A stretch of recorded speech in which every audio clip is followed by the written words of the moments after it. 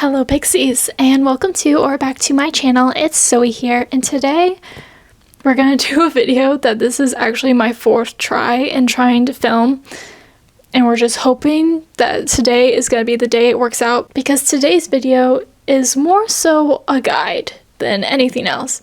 As of the title of this video, this is a list of books that can ease you into fantasy, and what I mean by that is, if you are a reader of other genres and you'd like to try out fantasy but don't know where to start, maybe this video can give you some ideas. If you used to love to read as a child or a young adult and you kind of have fallen out of it, or if you're someone who's never really read before, these are the books that can really open you up to a magical world that you may like from movies or TV or video games. So I have a pretty good list here. I have different recommendations for different kinds of people. So without further ado, let's just get on started. So the first book I have is a book that if you like contemporary romance, then I think this would be the perfect fantasy for you. So this is Payback's a Witch by Lana Harper, and this is the first book technically in a series, The Witches of Thistlegrove. It's not a series in a traditional sense. It's more like interconnected standalones all about the Witches of Thistlegrove. And one book may contain spoilers for other books, but each book follows a different set of characters, if that makes sense. And Payback's a Witch is where it all starts. In it, we follow Emmy Harlow, which is a part of one of the 4 witch families of Thistlegrove.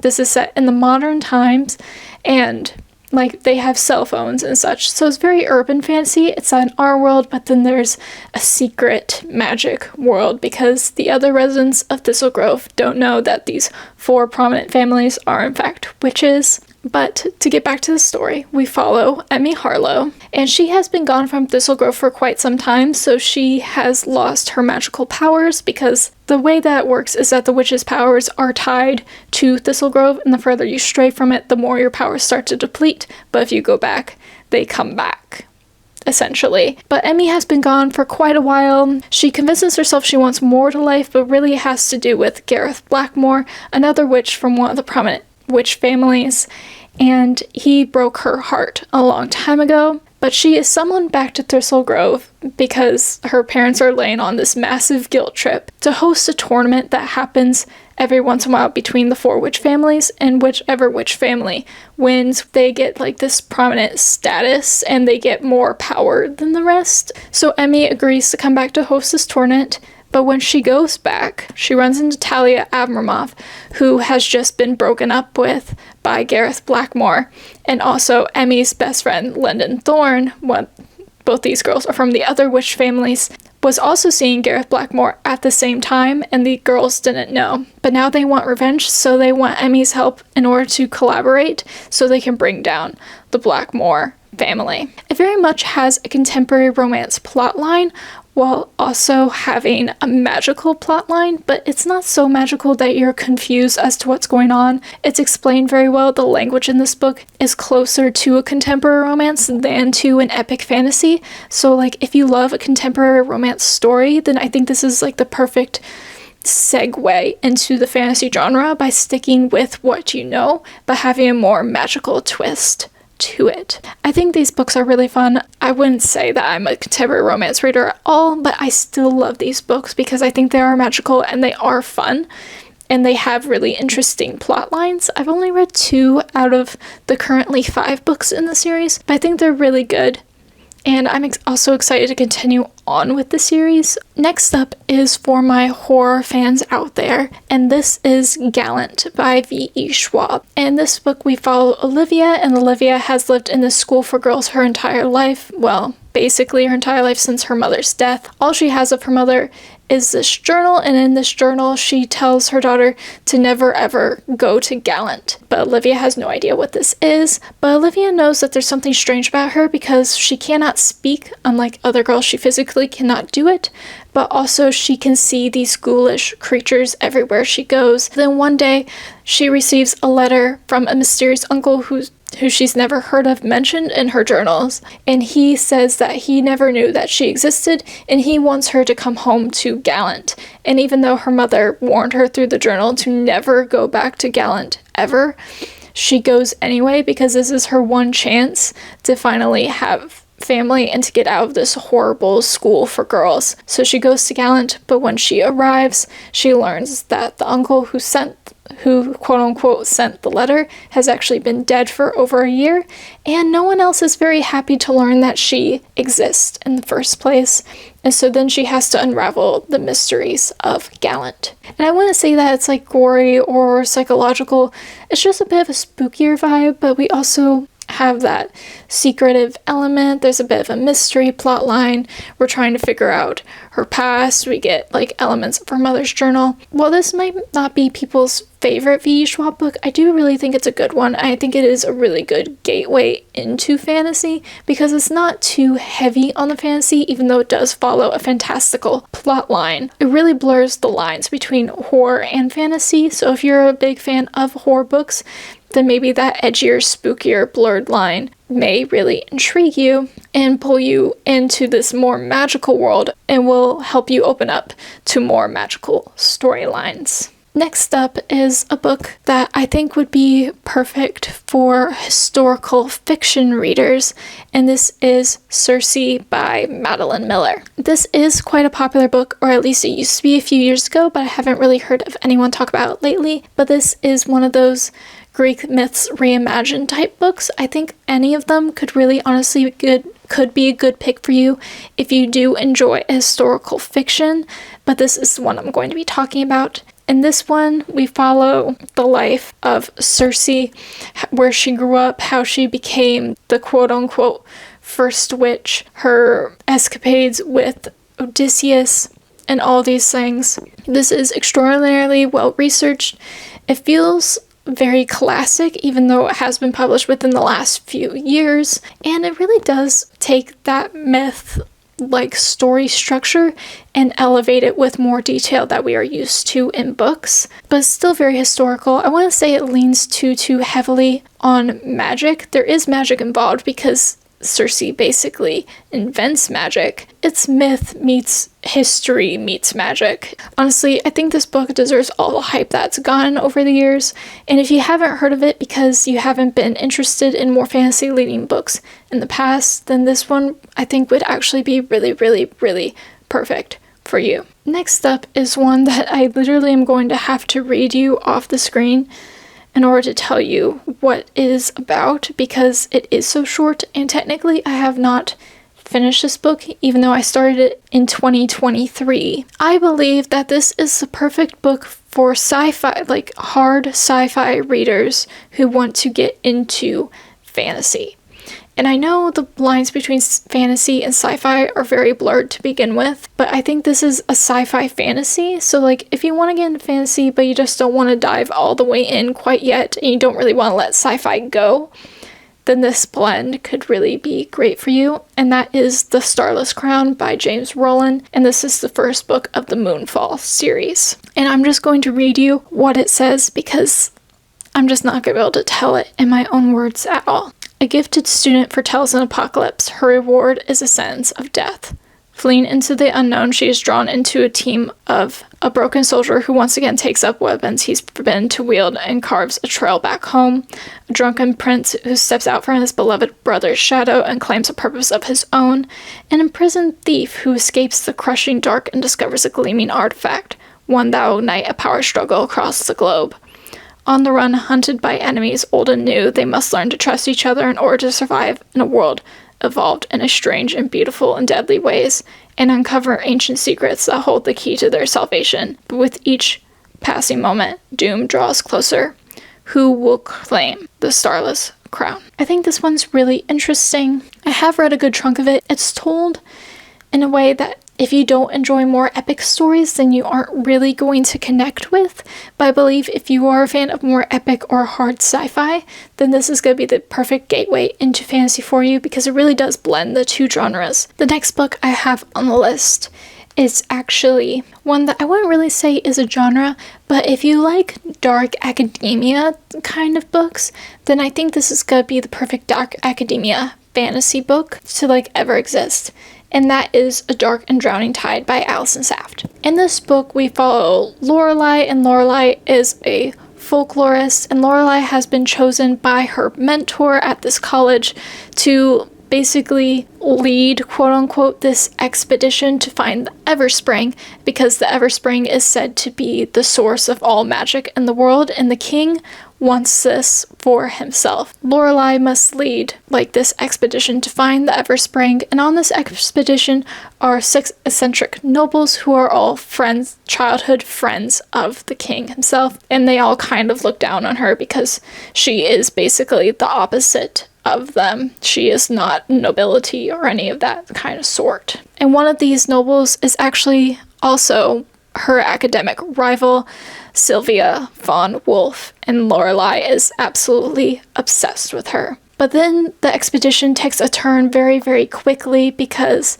her mentor, who's also on this expedition, is murdered very, very early on. So Lorelai has to continue on the expedition and also trying to find the reason for her mentor's death. Otherwise, she is going to be blamed for this crime because she is not nobility. It has a very strong fantasy plotline, but it has roots in dark academia and roots in story, and she's very well educated, so she talks like that, and she references her research multiple times throughout the story, and there's this really interesting dynamic between Sylvia and Lorelai. And I think if you love dark academia, then this is the perfect book for you if you want to get into more fantasy leaning books, because it is a dark academia fantasy.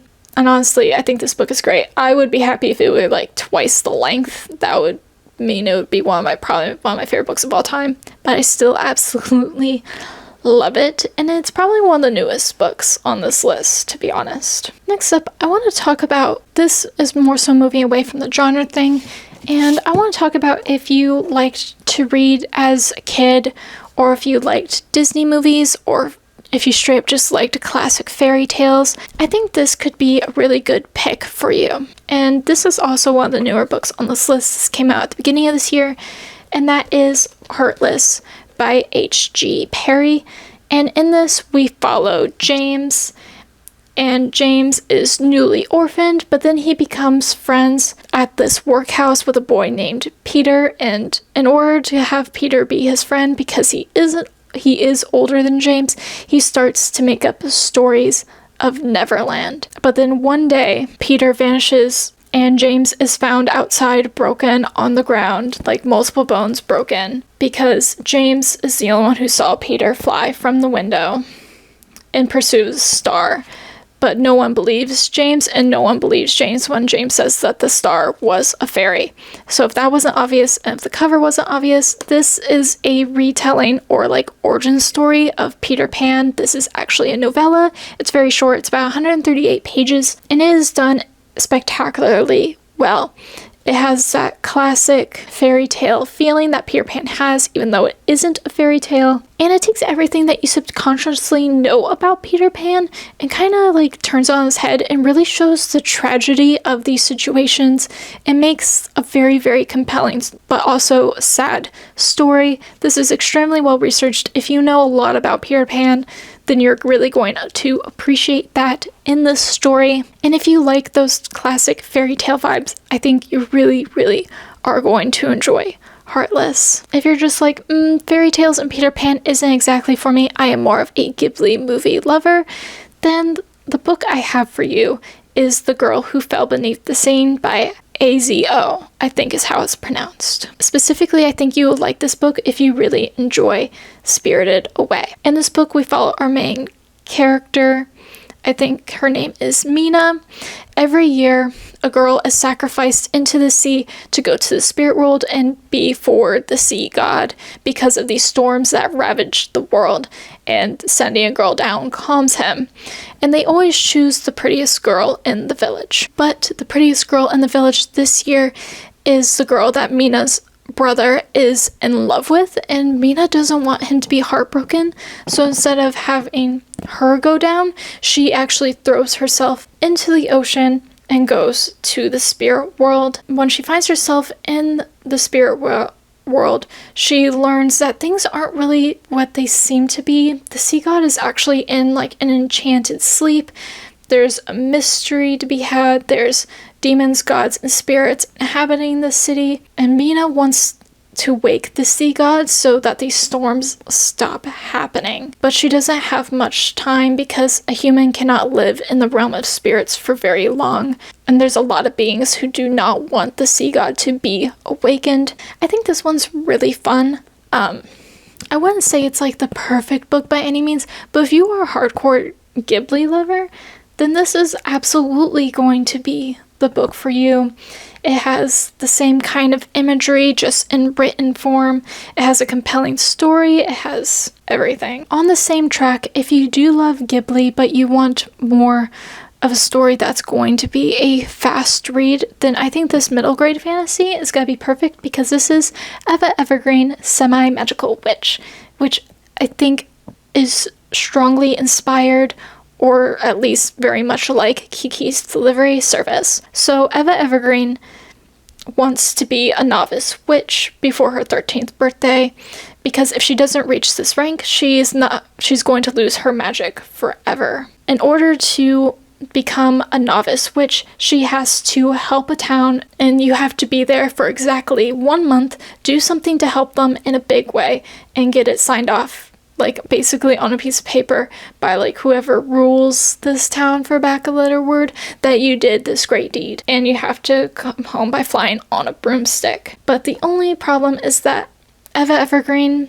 isn't very magical. She's only got a little bit of magic, and she tends to be kind of clumsy and do the wrong thing. So she has to get creative, and she is sent to a coastal town who is in dire need of help, and they're expecting a powerful witch and not a child who barely has any magic at all. And there's also this event happening in this world called the Culling, which is a very powerful storm, and this town worries that they're going to be next. So Eva Evergreen has to do all that she can in order to help them face the Culling in case it does happen there. There's a really good mystery plot line. She has an animal sidekick. She's just a child who has to grow up a little bit too fast and maybe than what she is prepared for, and she is really putting everything that she wants on the line, because she wants more than anything to be a witch that is powerful like her mother, even though many just want to see her magic stripped away so it can go to those who can better use it. And like, this book is just so heartwarming. It's cute, it's fun, it's fast. If you loved reading as a child, then book is going to remind you exactly why you loved reading as a child. It's just so charming.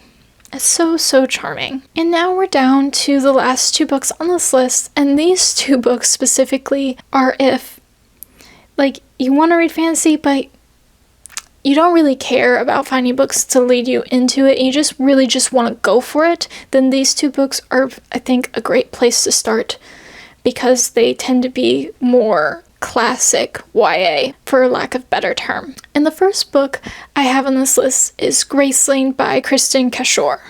I don't know if I pronounced that right. In this world, people are just regular people, but then some people are born with graces. And our main character, Katza, is a niece to the king, and she's just supposed to live like a regular, pampered, noble life without any hardship.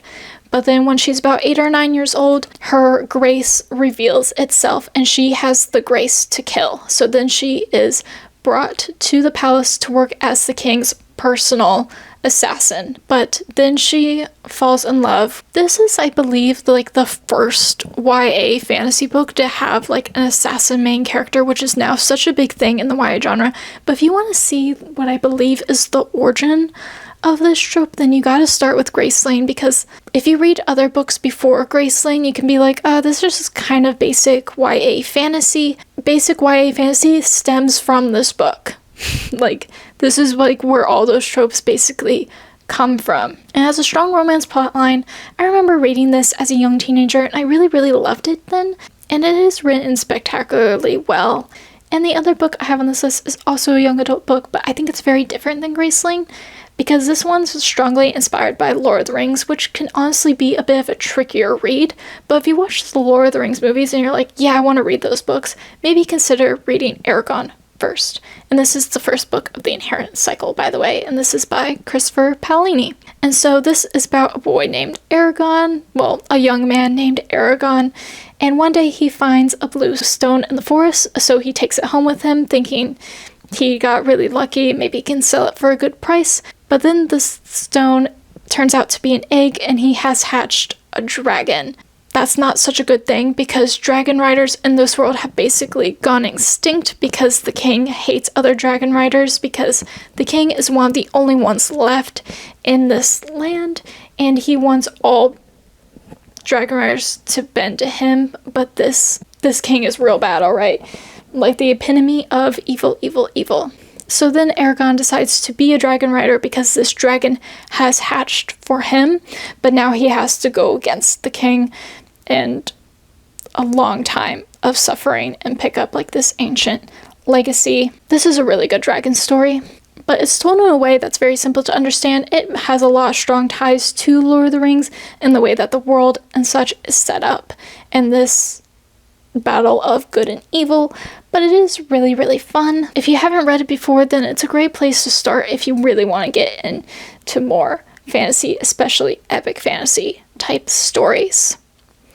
And with that, we have come to the end of the video, and I feel like I've really been talking a lot. If you have any books that you believe would also fit into this category, you can go ahead and leave that down in the comments.